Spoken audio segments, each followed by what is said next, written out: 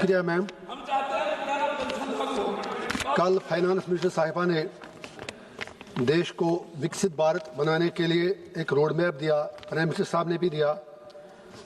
उसमें एक बात उन्होंने की जो कल की हमारी बिल थी कि जो इकोनॉमिक ऑफेंसेस हैं वो पैसा दे दें और जेल न जाए। बहुत अच्छी बात है। तो इसका मतलब निर्मला मोदी, विजय माल्या, महेश चोकसी, नीरव मोदी जो इनके पैरोकार हैं वो घोटाले करें, पैसा वापस दें और जेल न जाएं, और हम जैसे लोग सच्ची बात करने के लिए यूएपीए में सड़ते रहें। इसीलिए शायद कल जस्टिस ओजल बोहियन ने, सुप्रीम कोर्ट के जो चीफ जस्टिस हैं, कल के टाइम्स ऑफ इंडिया के फ्रंट पेज की सुर्खी है कि देश को अगर विकसित भारत बनाना है तो यूएपीए से लोगों को निजात दिलानी होगी। तवज्जो दिलाऊंगा सरकार की तरफ। 2 रोड मैप कल आए विकसित भारत बनाने के लिए। एक आपने दिया, एक सुप्रीम कोर्ट के चीफ जस्टिस साहब ने कल दिया बेंगलोर में कहीं तकरीर करते हुए कि आम आदमी कैसे तरसता है, उसको बात करने की इजाज़त नहीं है। कल वज़ीर आज़म साहब ने तकरीर की, इस वक्त क्राइसिस है, बिल्कुल सही फरमाया उन्होंने, आगे और भी मुश्किलें बढ़ सकती हैं। हम इसीलिए कहते हैं कि आप ईरान के साथ खड़े रहिए, उसके साथ जुल्म हो रहा है। आज सही कहा जगदम्बिका पाल साहब ने, हमारे जहाज़ वहाँ से आ रहे हैं एनर्जी लेकर। अरे चंद लीटर गैस आप 2 जहाज़ों में लेके आए, वो दिन कहाँ गए जब हम 4 बार प्रोजेक्ट की बात कर रहे थे। हम ये गुजारिश करेंगे कि हमें, जिस तरह जम्मू कश्मीर के लोग, आपने देखा अभी श्रीनगर में कैसे वहाँ के लोगों ने, चाहे जुल्म कहीं भी हो, उसके खिलाफ खड़ा होना चाहिए। उन्होंने पैसा जमा करके, डोनेशन जमा की, किसी ने अपनी चैन दे दी, किसी ने अपना सोना दिया, किसी ने अपनी गाड़ी दी। ईरान के जो भाई हैं, जिनके जो मजलूम लोग हैं, उनकी मदद की जाए। और हमारी सरकार को भी चाहिए कि वो ईरान के साथ खड़ा रहे। और जो इसराइल में भी आम शहरी वहाँ की सरकार की गलत पॉलिसी की वजह से मर रहे हैं, हमारी सिंपैथी उनके साथ भी है। और जिस तरह हमारे कश्मीर के लोगों ने वहाँ के मजलूम लोगों के लिए कल जो ज़ख्मी हुए, जो बच्चियाँ वहाँ पर स्कूल में मरी, उनके लिए करोड़ों रुपया जमा किया। मैं उनके जज्बे को सलाम करता हूँ। और अपनी 1 माह की तनख्वाह मैं लिखूंगा, यहाँ पर एक लेटर भी दे दूंगा, वो भी ईरान के उस स्कूल की तामीर के लिए दी जाए जहाँ 162 बच्चियाँ मरी। मैं अपने 1 महीने की सैलरी वहाँ डोनेट करता हूँ। फिर इसी तरह हमने यहाँ पर कहा, अगर वाकई हम इतना आगे बढ़ रहे हैं, हमारा जीडीपी इतना ज़्यादा है, तो 80 करोड़ लोगों को फ्री में राशन देने की क्या ज़रूरत है? अमीर और गरीब का फ़र्क क्यों बढ़ रहा है? इसी तरह इन्होंने कॉर्पोरेट सोशल रिस्पॉन्सिबिलिटी की बात की, तो उसमें मेरी एक गुजारिश है कि बारामूला, जहाँ से मैं एमपी हूँ, मेंबर हूँ, जिसको मैं रिप्रेजेंट करता हूँ, मैम वहाँ का 50% एरिया जो है वो पहाड़ी इलाका है, जंगली इलाका है, और उसमें सिर्फ फौजी कैंप, फौज है।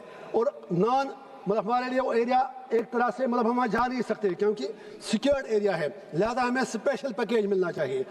वहाँ हमारे पास सिर्फ पानी का सबसे बड़ा रिसोर्स है, बिजली बनाने का, लेकिन वो आपने ठेका दिया एनएचपीसी को। इंडस वाटर ट्रीटी आपको याद आया, उसको ख़त्म करना है। अब इस सरकार ने तब ख़त्म की जब पहलगाम का सानिया हुआ, उससे पहले ख़त्म तो नहीं की। लेकिन जो जम्मू कश्मीर को इंडस वाटर ट्रीटी की वजह से लॉस हुआ, उस लॉस को कंपनसेट करने के लिए हम गुजारिश करेंगे कि स्पेशल पैकेज दिया जाए। CSR की मैंने बात की, एयरपोर्ट अथॉरिटी, एनएचपीसी, एयरटेल, जेके बैंक, भारत पेट्रोलियम। हमारी कॉन्स्टिट्यूंसी में हमने कॉर्पोरेट सोशल रिस्पॉन्सिबिलिटी का नाम भी लोगों को मालूम नहीं है। मैंने ऑनरेबल फाइनेंस मिनिस्टर से गुजारिश की है बार बार कि लाइफ लाइन है हमारी कॉन्स्टिट्यूंसी में 2 रोड, लोला बांडीपोरा और लोला सोपो रोड, उस इलाके की तकदीर बदल जाएगी। उसके लिए स्पेशल कुछ पैसा हमें दे दीजिएगा। इसी तरह कालजू में भी बांडीपोरा, कुपवारा, बाकी जगह वहाँ अपर क्लासेस जो हैं, PG कोर्सेज अभी तक शुरू ही नहीं हो पाए हैं। और लास्ट बात मैं ये कहना चाहूँगा कि जब हम ये कहते हैं कि काला धन सिर्फ ये नहीं कि जो बाहर लोगों ने खाया। मेरी एक गुजारिश है, मेरा एक असेसमेंट है ये कि अगर हम 100 करोड़ रुपया किसी प्रोजेक्ट के लिए रखें, ईमानदारी से खर्च करें तो 50 करोड़ से ज़्यादा नहीं लगेगा। 50 से 52% रिश्वत में जाता है, नीचे से लेकर ऊपर तक लोगों की जेबों में जाता है। अगर वाकई आप चाहते हैं कि इस मुल्क में एक रेवोल्यूशन आए तो आपको करप्शन से लड़ना होगा, मिस गवर्नेंस से लड़ना होगा। आप बस 1 मिनट लूँगा, शिवा तीर्थ अच्छा नाम रखना है, लेकिन उसके लिए ज़रूरी है कि करप्शन पर कंट्रोल किया जाए। मेरी एक सजेशन है, मोदी जी कहते हैं कि हम बिल्कुल एक रेवोल्यूशन ला रहे हैं, मोदी है तो मुमकिन है, करके दिखाएं।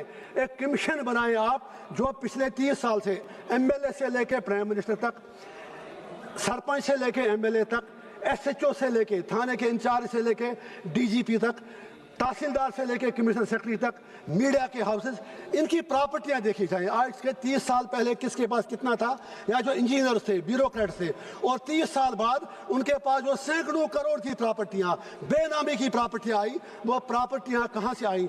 अगर आप वो पैसा इन मगरमच्छों से, इन सफेद हाथियों से, जिसमें हर तबके के लोग हैं, पॉलिटिशियन हैं, मीडिया के लोग हैं, ब्यूरोक्रेट हैं, जिन्होंने यहाँ के गरीब आवाम का खून चूसा है, उसको निकालने के लिए हर स्टेट में एक कमीशन बनाया जाए, नेशनल कमीशन बनाया जाए, जो एक काला धन, रिश्वत से जो बनाया गया पैसा, जिन्होंने लोगों का टैक्स लूट लिया है, उसको वापस वो ले लें। तब जाके शायद हम सचमुच कह सकते हैं कि जो 80 करोड़ लोगों को राशन देना है वो उनकी बच्चों की पढ़ाई के लिए खर्च होगा। और लास्ट बात मेरी यही गुजारिश होगी, जो बार बार हम कहते हैं, आप अभी वुमेन्स रिजर्वेशन बिल भी ला रहे हैं, अच्छी बात है, लेकिन उससे पहले जम्मू कश्मीर का स्टेटहुड वापस दे दीजिए, नहीं तो वहाँ फायदा क्या, वहाँ आप पैसा खर्च नहीं कर पाते, वहाँ एलजी साहब और इलेक्टेड सरकार के दरमियान रोज झगड़े होते हैं। मेरी एंड पर एक गुजारिश है, बस लास्ट सिर्फ 10 सेकंड, अभी कल से एक नया फितना खड़ा किया है कि आप वहाँ पर सर सैयद अहमद खान, अल्लामा इकबाल जिन्ना साहब का नाम हिस्ट्री से निकाल दीजिए। जम्मू में कहीं कुछ लोग ABVP या किसी और नाम से एजिटेशन कर रहे हैं, ये कहाँ का इंसाफ है? आप इतिहास को कैसे मिटा सकते हैं? कोई कैसा भी था, इतिहास को मिटाने की कोशिश मत कीजिए। Don't try to rewrite the history, that will be a devastation for the country. I hope that government will ensure that they will not repeat these blunders and they will come to their senses and do what they need to do for the people. Thank you, ma'am.